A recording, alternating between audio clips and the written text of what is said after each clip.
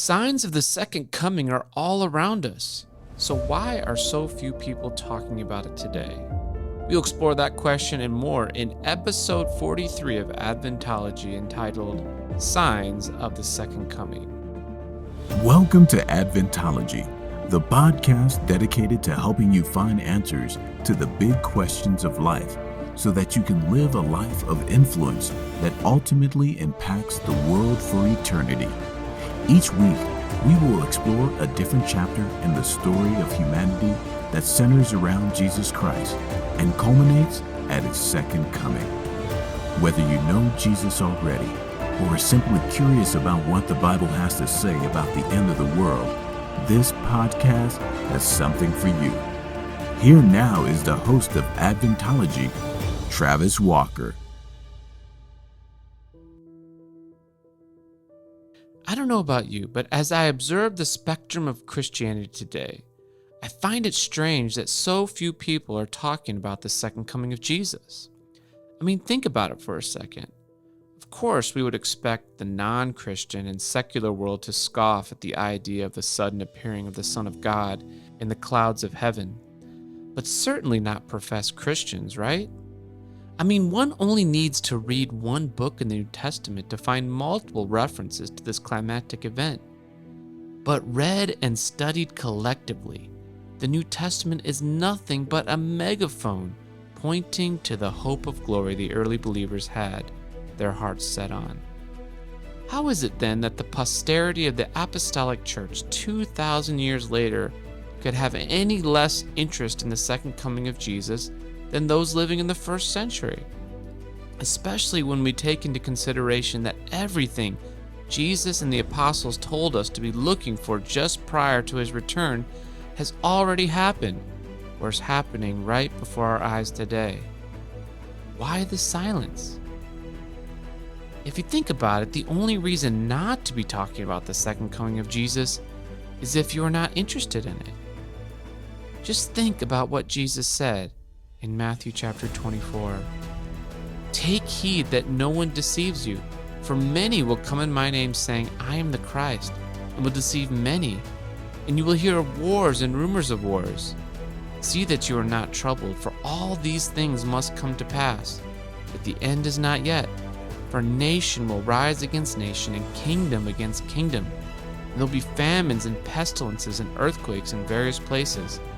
All these are the beginning of sorrows. Now, when you think about what Jesus is saying here, obviously we have seen and heard throughout history in our own lifetime the evidence of these signs. So how can we know that they're pointing even more and more to the soon coming of Jesus as we are living today in 2020? Well, the key to that passage is the last sentence. All these are the beginning of sorrows. In other words, all these are birth pains pointing to my coming. And as we know, as a baby is getting ready to be born, the contractions that indicate the soon coming of that child increase in intensity and frequency closer that time gets. Now think about 2020 alone. Just this year, we have experienced the greatest pandemic we've ever seen. Maybe not in deaths, but definitely in terms of world disruption. We've also seen the greatest fires ever on the west coast of the United States. And we've seen the most active hurricane season on record just this year, and it's not even over yet. And of course, we've been experiencing the most polarized season in politics we have ever witnessed in the modern age.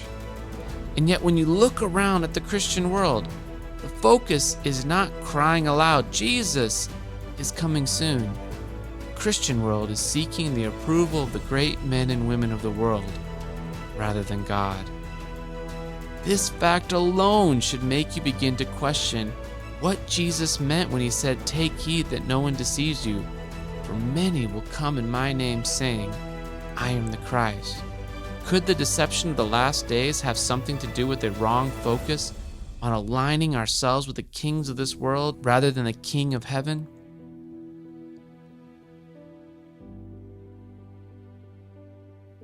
It is interesting because the book of Daniel and the book of Revelation have a lot to say about the kingdoms of this world, and none of them is positive. In fact, you can search the whole Bible and you will not find one example of any king or kingdom being commended for their faithfulness to God when Jesus comes again. Even Jesus was skeptical that there would be many true believers when he came back. That is why he was constantly reminding his disciples of the trials and hardships that lay ahead and that the reward was worth it. But they had to keep going. They had to finish the race if they were going to be able to stand at his second coming. Paul actually described the spiritual condition of the majority in the last days in his second letter to Timothy, chapter 3, starting in verse 1. Now, I want you to realize that this description is not of unbelievers, but of professed believers living in the last days. Notice what he said. But know this, that in the last days perilous times will come, for men will be lovers of themselves, lovers of money, boasters, proud, blasphemers, disobedient to parents, unthankful, unholy, unloving, unforgiving, slanderers, without self-control, brutal, despisers of good, traitors, headstrong, haughty, lovers of pleasure rather than lovers of God, having a form of godliness, but denying its power. Wow. If this is the condition of the church in the last days, then is it any wonder that Jesus says not once, not twice, but 3 times in Matthew chapter 24 to watch out for deception? Could the greatest deception of the last days be a blatant disregard by the majority of professed Christianity of the signs of the times pointing to Jesus' soon return? Could the reason that so few are looking for Jesus to come is because so few actually want him to come? Has the world become too comfortable for Christians to call people to the next? Perhaps the words of the beloved disciple John have never had greater application to the Christian world than they do right now. Notice 1 John chapter 2 and verse 15. Do not love the world or the things in the world.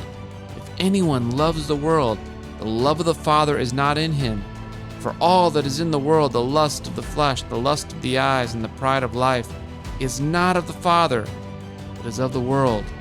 And the world is passing away, and the lust of it. But he who does the will of God abides forever. The world is passing away. The world is passing away. The world is passing away.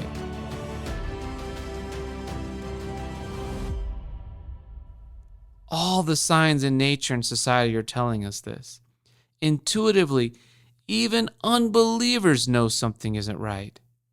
And yet the church continues as it always has, and now seems to be looking for the solutions only God can provide from the great and mighty men of our world today. The church connecting herself to the power of the monarchy of Rome was her first and greatest sin, and all signs point to a repeat of that sin happening right before our eyes today. The wound that separated the church and state, many thought forever, in 1798 has been stitched back together little by little, and now in 2020 is healing together at a remarkable rate. Now is not the time to remain silent. Now is the time to speak up and bring attention to the signs of the second coming, so that all can see for themselves the great apostasy that once again lies just before us. This podcast, Adventology, has been building to this moment in time we find ourselves today.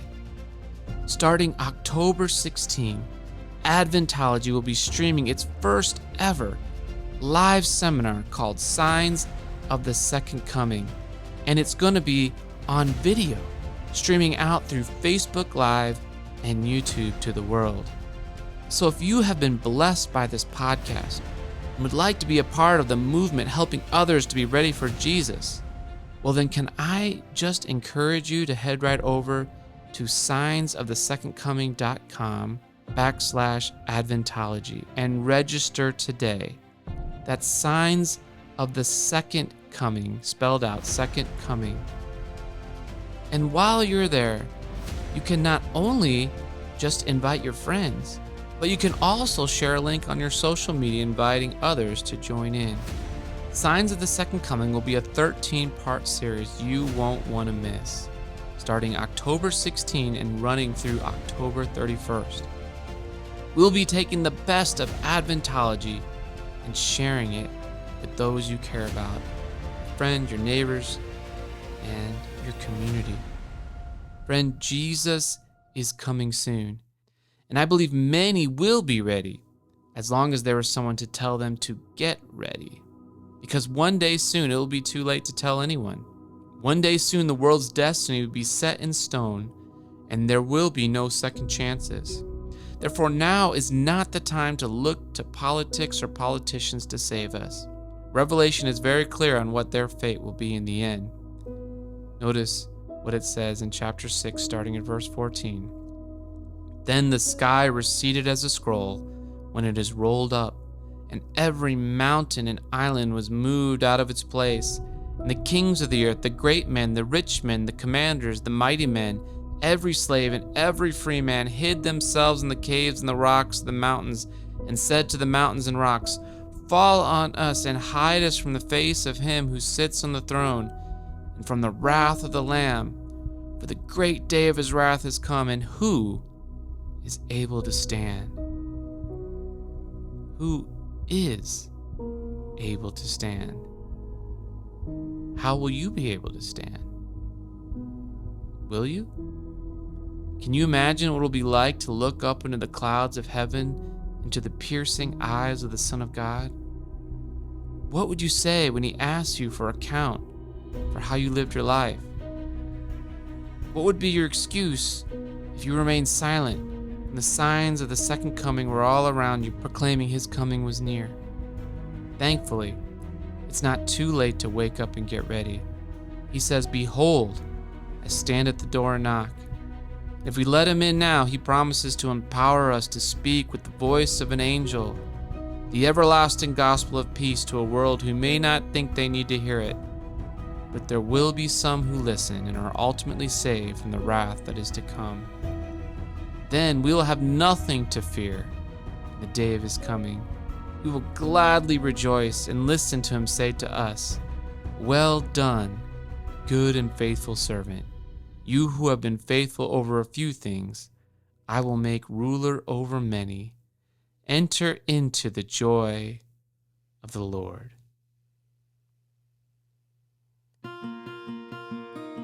Thanks for listening to this episode of Adventology.